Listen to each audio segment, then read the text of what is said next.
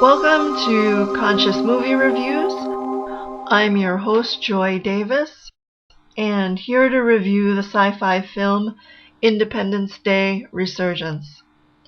It's been 20 years after the first alien invasion that wiped out 3 billion of the Earth's population. Nations have collaborated to form a global defense and research program called ESD that stands for Earth Space Defense. In preparation for another invasion, military defense stations were placed on the Moon, Mars, and Rhea, the second largest moon of Saturn. Unity through adversity is typically what happens between humans under major crisis. It can take something big to happen, like the systemic elimination of your species and home planet, for everyone to bond together as one heart. This is when we can collectively experience tremendous spiritual growth from having been stripped bare to reveal our spirit of strength and resilience. We can also expand our hearts to a universal love for humanity. This supports the inner experience of having nothing and finding bliss. Congolese warlord Dikembe Mobutu and his resistance group were the keepers of an intact alien destroyer. They held special knowledge on how to physically defeat the aliens through years of one-on-one combat with them. Ancient civilizations and tribes, like the one headed by Mobutu, are examples of alien-influenced cultures. The most famous relationship is between the Egyptians and Pleiadian race from the Orion Belt. Besides Mobutu, former U.S. President Thomas Whitmore and Area 51 scientist Dr. Brakish Okun received distressing feelings, telepathic images, and writing in the form of logograms from the aliens. They had a strong intuitive sense of another invasion coming. This was confirmed when an alien mothership 3,000 miles wide appeared to destroy the defense base on the moon and then headed for Earth to do more damage to the Earth's core. In the 1980s, scientist Rupert Sheldrake proposed the idea of a morphogenic field that surrounds all beings. It's an energetic field that can connect groups of people. Anyone can tap into this field to access their holographic properties of memory and telepathic communication. We can stay in touch with others who are miles, other dimensions, or even galaxies away. The powerful high-tech weaponry and aircraft used by the military were reverse-engineered from salvaged alien technologies. When a spherical ship emerged at the defense station on the moon through a wormhole, they forcefully attacked it, only to later regret the move after learning that the aircraft came from a benevolent extraterrestrial race that was a threat to the alien invaders. The Roswell UFO incident in New Mexico helped to usher in a new era of developing anti-gravity aircraft during the 1950s. Universities, large corporations, and all the aerospace companies in the U.S. and abroad found practical uses from the materials taken from the crashed alien aircraft.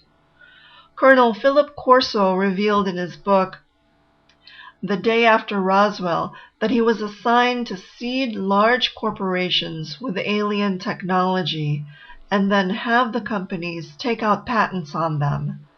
This led to great innovations with the introduction of fiber optics, resistors, night vision equipment, bulletproof vests made of Kevlar, high-energy lasers, particle beam weapons, nitinol metal with memory, and much more.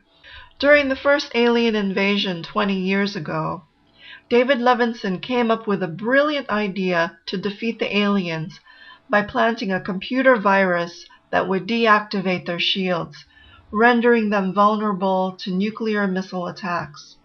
This is a good example of the law of similars used in homeopathy. It's based on the idea of like heals like. When you use minute doses of a natural substance to encourage the symptoms of a disease, the body will naturally defend itself by creating an immune reaction against it, very similar to fighting a fever with a fever. To combat the aliens during the second invasion, David Levinson copied the signal from the spherical ship of the benevolent aliens as a decoy to lure the Queen from her ship to a trap filled with fusion weapons. As the first female U.S. president, Elizabeth Lanford headed a technologically advanced military that had trained women pilots fighting against the alien Queen and her army. The women in the film expressed positive masculine qualities of courage, assertion, strength, and protection. As for the alien Queen, she was the epitome of the wounded masculine through her need for dominance, confrontation, aggression, control, and abuse of power. For women to achieve true wholeness and power within, they would have to reclaim their feminine nature, but also their masculine energies in balance with each other. This principle applies to men too. Intent on grabbing the white sphere, the alien Queen resists attack by throwing up a force field emanating from her biomechanical suit and receiving protection from the alien army. The fighter pilots had to act fast to break down the Queen's defenses. They were minutes away from the alien mothership reaching the Earth's core for destruction. As the aliens swirled to create a shield around their Queen, they exhibited eusocial, also called communal behavior. Visually, they moved like a bee colony swarming. This is where thousands to tens of thousands of bees fly together to establish a new nest. The chaos from looping in a circle is done to create a veil that can keep anyone from knowing which bee is the Queen. After successfully defeating the alien Queen, Dr. Okun shared some good news. The sphere had offered them new technology for interstellar travel in preparation for the resistance to take the fight to the aliens. Rosen Werner von Braun, the creator of the Saturn V rocket that allowed the Apollo 11 crew to travel to the moon, was vehemently against the weaponization of space. Technology, he believed, should be used to solve the problems of the planet. Before his death in 1977, von Braun warned of officials creating a spin to find an enemy to build these weapon systems. First it was the Russians, he explained, then it'll be the terrorists, after that the rogue nations, asteroids, and the last card would be the extraterrestrial threat. In 1997, the B-2 stealth bomber was introduced. It eerily resembled the alien aircraft spotted by private pilot Kenneth Arnold while flying nearby Mount Rainier in Washington, and Adolf Hitler's glider called the Horton-Ho 229 in 1944.